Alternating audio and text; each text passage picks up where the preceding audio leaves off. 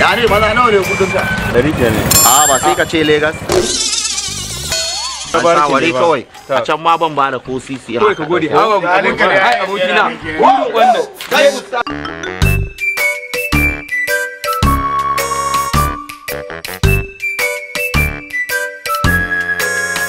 Subhanallahi bayya yaushe ka zama haka na kai tunda kake tafiya Lagos kana dawo daga jaren wando na ka canza halaye haka muke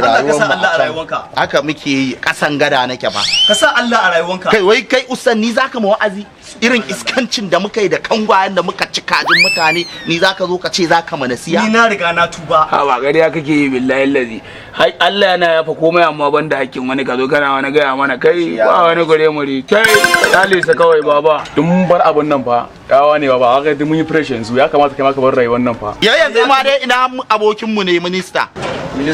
yana can naji an ce naji abin da matan nan ke mai wallahi suna can suna gwada shi kai kanka ka je gidan nan mu je gidan nan wallahi sun bi na rantse da Allah sai na abokina ka san maman tayo budurwa ta ba da kuke zaman dadiro ita na ka san ta taba tafasa ruwan zafi ta zuba mu a fuska amma ai na sumar da ita to bari fahimta da ke wani abu daya wa'annan har ruwan batir suke ajewa wa'annan in kace za ka shiga ba zan hana ka ba wallahi kai na gula gwaje ma ka zama mace wallahi ai mata maza ma habbar abokina kai me zan gani haka shara suka sa ka abin da nake haba kai sai ka shigo mai gida kai tsaye haka okay a matsayina na abokin ka ma to Qur'ani baka isa ba duk bura ubar da muka yi tare muka taso tare ma zan shigo gidanka ai ba zancen wannan kuma na ji abin da matan nan suke yi kai da Allah dakata Allah ci gaba da shara na ba na so na rantsi da Allah ni na ina aure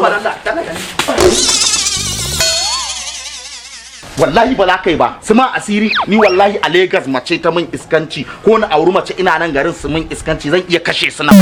kashewa kina ji shi kashewa bari mu hada shi mu cika mai gidan ruwan inna lillahi wa inna ilaihi raji'un kashewa